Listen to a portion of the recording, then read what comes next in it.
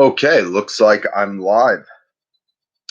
Welcome all to tonight's full moon midnight gathering.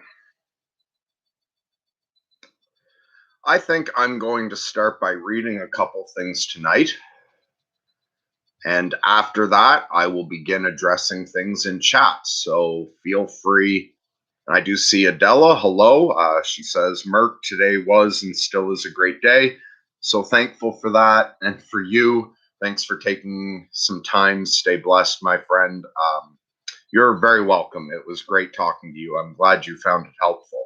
And hey, Andrew and Nolan, James, welcome. Hope everyone's having a good night. So tonight I'm going to be reading two things that I feel reflect an aspect of the title for tonight's stream. Everything is either love or a cry for love. So I'm going to start with a poem by a name I'm not going to bother trying to pronounce. I'm just going to read on joy and sorrow. Then a woman said, "Speak to us of joy and sorrow." And he answered, "Your joy is your sorrow unmasked. And the self-same well from which your laughter rises was oftentimes filled with your tears. How else can it be? The deeper that sorrow carves into your being, the more joy you can contain. Is not the cup that holds your wine the very cup that was burned in the potter's oven? Is not the lute that soothes your spirit the very wood that was hollowed with knives? When you are joyous, look deep into your heart, and you shall find it is only that which is giving you sorrow that is giving you joy. When you are sorrowful, look again in your heart, and you shall see that in truth you are weeping for that which has been your delight. Some of you say, joy is greater than sorrow, and others say, nay, sorrow is the greater. But I say unto you, they are inseparable. Together they come, and when one sits alone with you at your board, remember that the other is asleep upon your bed. Verily, you are suspended like scales between your sorrow and your joy. Only when you are empty are you at standstill and balanced. When the treasure keeper lifts you to weigh his gold and silver, needs must your joy or sorrow rise or fall.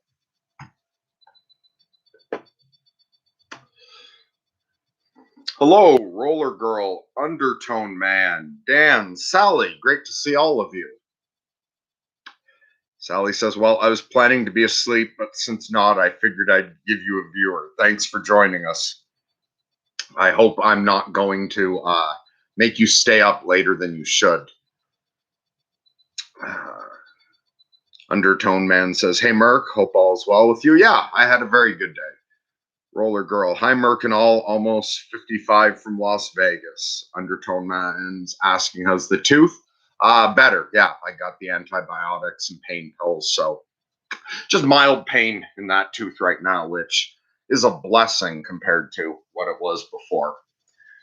Now, the other thing I'm going to read, because I thought perhaps the title, everything, is either love or a call for love, might make some people think things along the lines of what about hatred, anger, and demons. So I'm going to read from book 3 of Promethea. I don't know, maybe it won't make sense, or maybe it will to some of you, taken out of context. But we join Sophie and Barbara, who are both capable of embodying the goddess Promethea, to oversimplify everything. And Sophie and Barbara are traveling through the Sephira, guided by Barbara's holy guardian angel named Boo Boo. And they're in Jabura. Barbara says, hell, are they the gods of this place? Her angel Boo Boo says, they are this place. This place is them, just like it's Mars and tobacco smoke, the color red, the number 5, gods of war and justice, gods of strength, hammering the fucking iron into everything. Sophie says, I'm glad they're there. I'm glad the universe has their power burning in it when there's so much darkness. Barbara says, yeah, all the evil there is in the world, all the stuff Prometheus is supposed to end. It's so strong. Perhaps we're stronger. You're right. We're stronger than anything. Boo Boo says, ladies. Barbara, when I think of all the scummy injustices hurting people, my wrath is mighty. Boo Boo says, hey, you're talking like fucking wrestlers. It's just this place. It's Rush. No, people are starved, poisoned, and massacred. Our anger is righteous. Aye, no matter what stone evil hides beneath, I shall find it, and my fury wither it to nothing. No, don't get angry. The dark shall not prevail against my rage. Let it go. Jabura's affecting you. It's like fucking adrenaline. Remember your judgment or you're lost.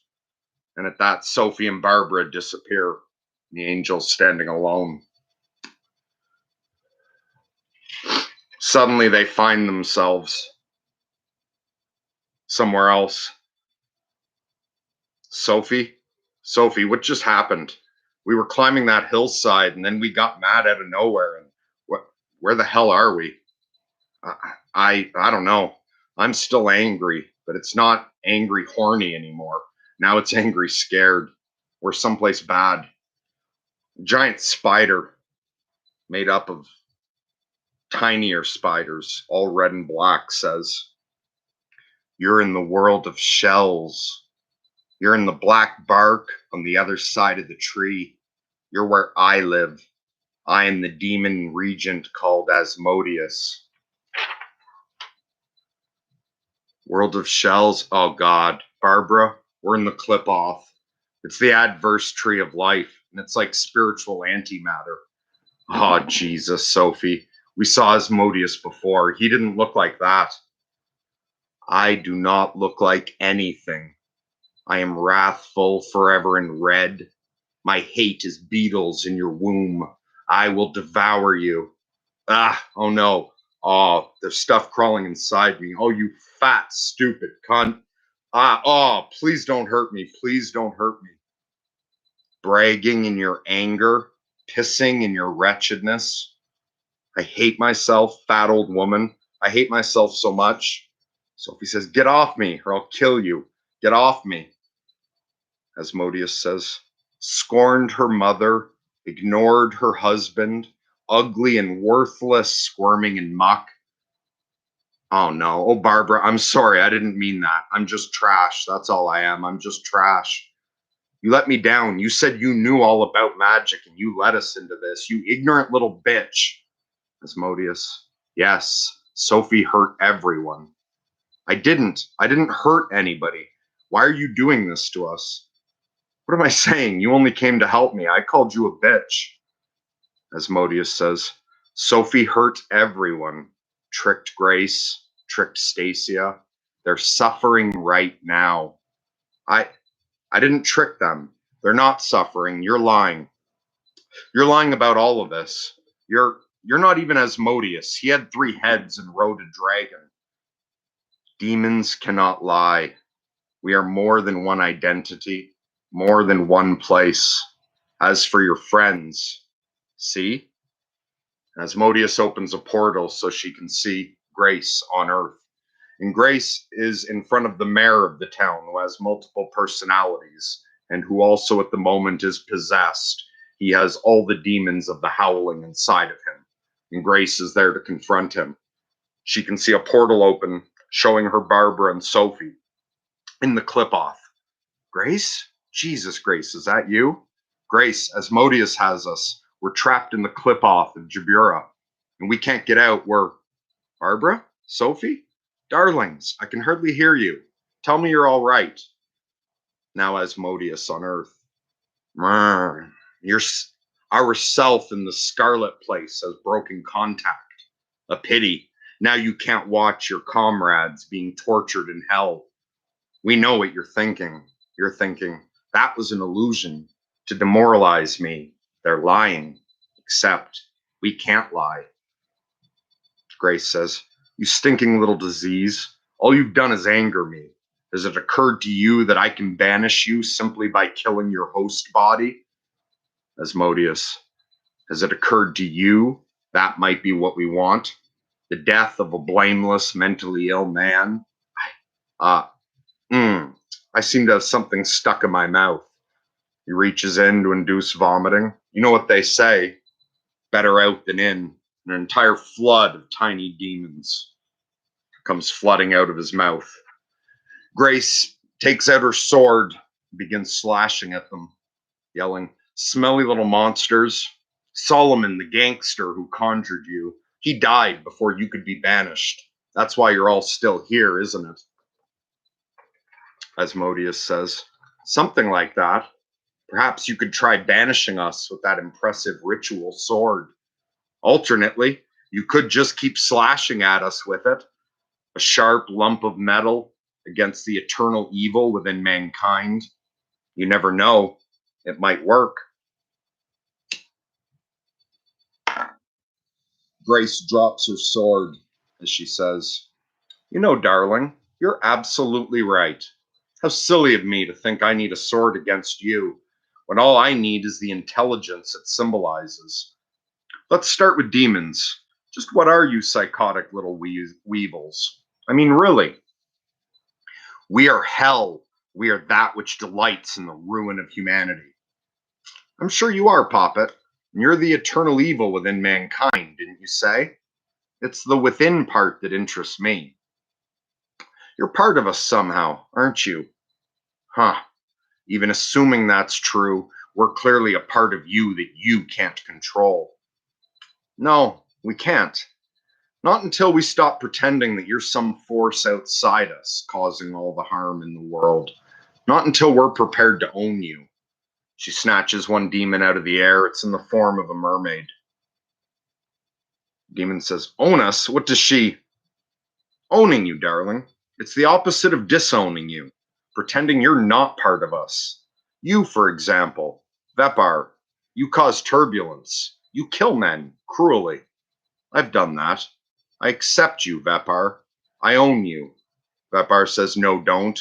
She crams the little mermaid in her mouth and pulls out like a fish bone, like in the cartoons. She says, not very palatable or easy to swallow. But then the worst bits of us never are they, dear hearts? Well, who's entree? And at that, we come back into the clip off. Asmodeus says to Barbara and Sophie, "Eat you. Asmodeus will eat you now." Sophie says, "Where's Grace? She was surrounded by devils." Then the picture vanished. "She's dead, isn't she? Grace, Stacia, they're both dead." Barbara says, "Sophie, it's this thing. It's chewing on our emotions. God, I hate it. I hate it. I'm going to kill it. I'm going to kill this fucking thing once and for all." "No, no, Barbara. You were right. It eats emotions. And I think it likes anger best. Sophie, it's scum. Demons, they're fucking scum. They're filthy. No, Barbara. No hate, no fear, no anger. It just chews that stuff up and feeds it back to us. Lord Asmodeus, we've trespassed here, and we've treated you without respect. Forgive us." Asmodeus, as he changes form, says, "That's better. In fact, that's much better. Sophie, he's," Asmodeus says, "human? But of course, approach us with fear and hatred and revulsion, and we will be fearful, hateful, and vile. Approach us humanely and with respect, and we will be human and respectable." Sophie says, You reflect us somehow, don't you?" "Very much so. We're much closer to you than the gods, for example. The motives of the gods are unfathomable. Whereas we demons rage and cheat and bellow, we're like you." Barbara says, "What about love? Can you love?" "Yes, in our way. In ancient Persia, I loved a human princess. Afraid of me, however, she married a mortal. I killed him on their wedding night, and the next husband, and the next, 7 in all, 7 tombs for 7 grooms. The story is in the biblical Apocrypha, in the book of Tobit. I imagine it's how I came to be associated with anger and wrath. Sophie says, anger is Grace's weakness. The woman you showed us, is she okay? Oh, yes. She finally learned how to swallow her anger, along with everything else. And so you see, once she'd eaten all the demons, including me, she just flew away. Good. I'm glad Grace and Stacy are okay. Barbara says, but how can Asmodeus be there and here at once? And where's here anyway? What's a clip-off? Asmodeus says, like gods or angels, or humans for that matter, demons have many identities. We are legion. The clip-offs are generally understood as hells, although the word means husks or shells. It's what remains when the sacred energy in things has departed. The sacred energy is meaning. When the meaning in a thing moves on, that thing becomes a husk. Beauty without meaning becomes hollow pride. Stern judgment without the judgment becomes empty rage, becomes a husk, a shell, a clip-off, becomes me. If clip-offs are husks, left when good departs, does that mean evil isn't a real thing in itself? It's just an absence of good, like dark's an absence of light? Naturally. Am I evil? In antique Persia, did I not love? And now we have a word balloon coming from off the page, so someone else is entering the scene. Killing 7 of your girlfriend's fiancés and sending her nuts isn't called love. It's called stalking. They finally drove him into Egypt by burning incense and fish livers. Did he tell you that? Asmodeus, perhaps I wanted to visit Egypt. Did you ever think of that? Or don't holy guardian angels ever take holidays? Barbara says, Boo-boo, you found us. I am you, you fucking dope. I see you worked out how to handle my fucking friend over there. Sophie says, your friend? Asmodeus says, friend is perhaps a little strong. Boo-boo says, hey, fuck you, brimstone boy. We're all part of the same thing, ain't we?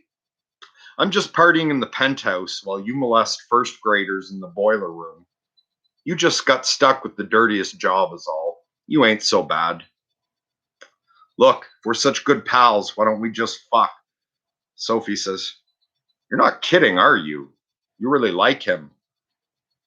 Angel Boo-boo says, hey, let me tell you something. All of us. We can only see in others what we recognize from ourselves, okay?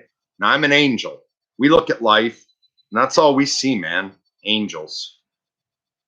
So you think the best of everybody because that's what's in you. And Barbara says, yeah, but what about demons? What do they think when they look at life? Asmodeus says, we think the angels are running a scam. That's what we'd be doing. Farewell, women. Have a safe return to the 5th sphere. Show your faces here again, and I'll rape you with burning marlin spikes. That they leave, with Boo-boo saying, demons, man. You gotta love them.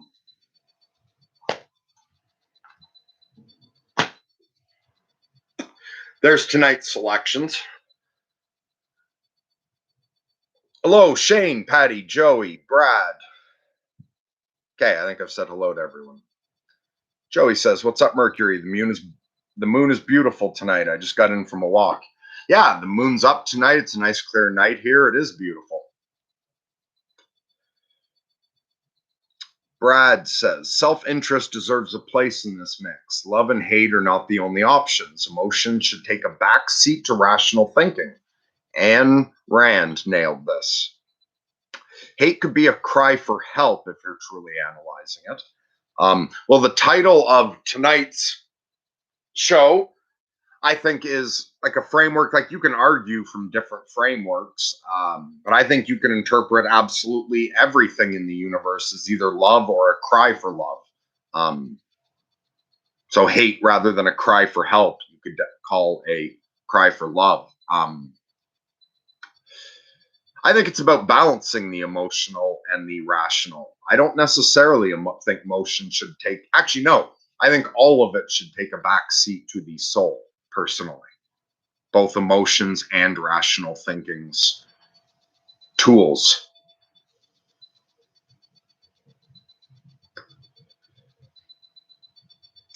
Tarot for self knowledge, which Andrew says, I've read this a few times before, but it makes more sense to me now from hearing you read it. Well, excellent. I'm glad I thought to read it tonight. And how you doing tonight, Pat?